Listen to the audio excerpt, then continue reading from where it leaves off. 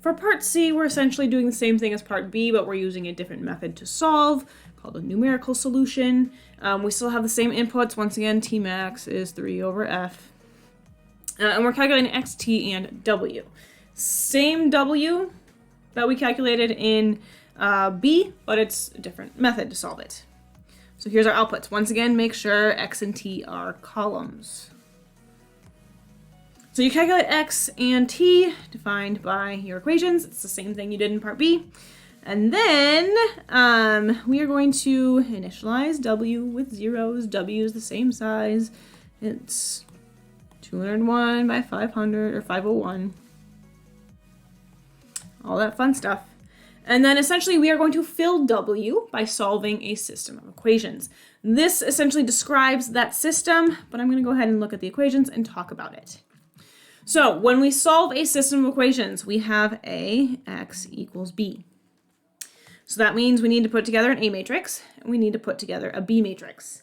X here in this system is our W, specifically W of n plus 1. So we have A Wn plus 1 equals B.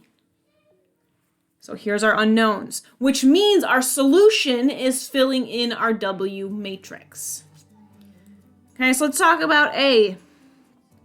A is, as usual, composed with our coefficients in front of our unknowns in our equations. So here's our 5 equations.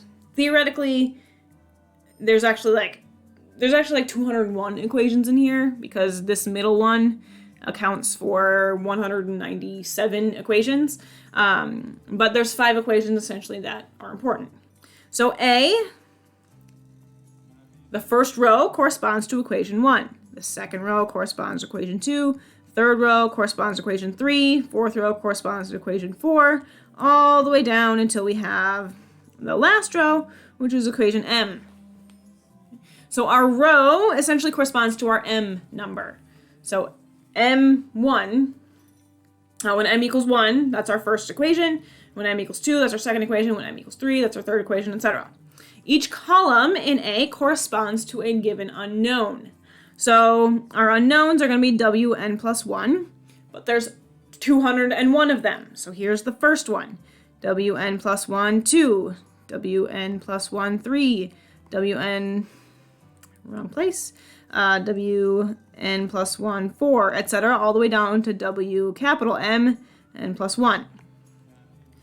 So given this system, all of the values on our right-hand side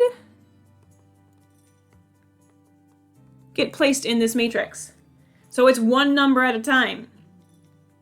Remember, when we put together a system of equations, like when you have 3x plus 2y plus z equals 5, just the number in front of the unknown is used in our A matrix. Same thing here.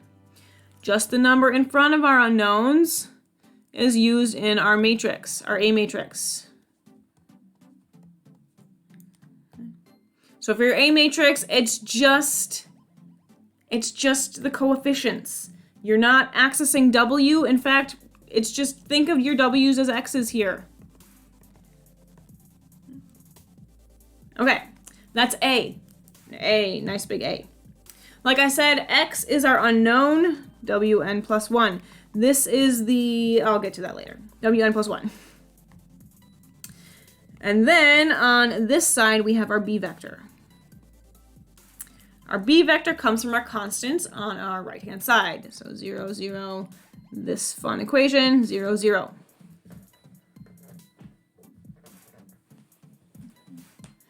Same idea, our B vector, we fill it in one value at a time.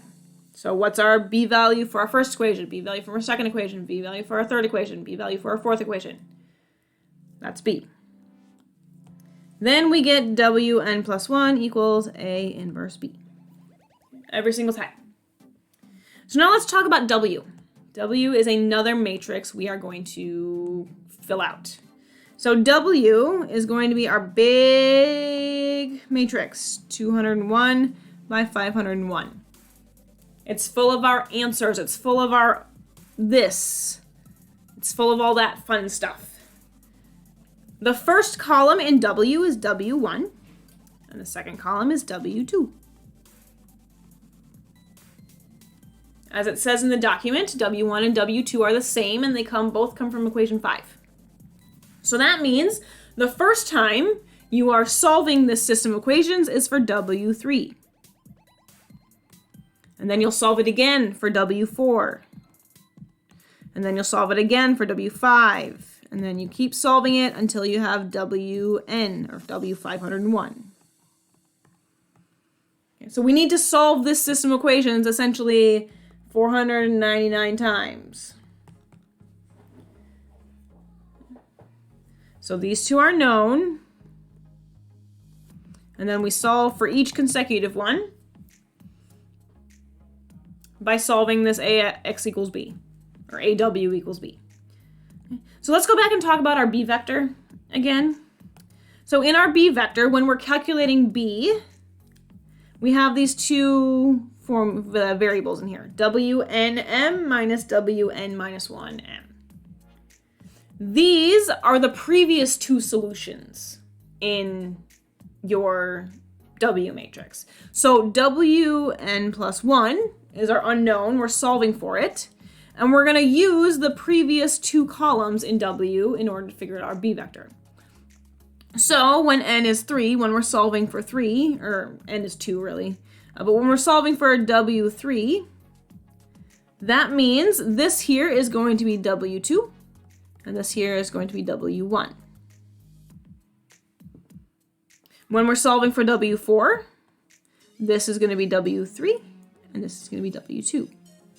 When we're solving for W5, this is going to be W4, and this is going to be W3. So we solve for W1, W2, those are known. We use those to fill our B vector, and then solve for W3. Then we use 2 and 3 to fill our B vector and solve for W4. Then we use 3 and 4 to solve or to fill our B vector, and then to get W5, etc., and keep moving forward. Okay, but there's 3 separate matrices, 3 separate vectors that we're dealing with. A is not involved with W. A is not involved with W. So A should not contain your W values. Your W should not be used to create A. A is just your coefficients in your system.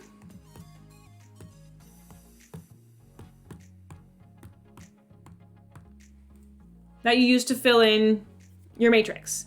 B, we're going to grab the previous values from W, grab the known solutions from W to fill B, solve for our next set of our next column in W, and then we keep moving forward.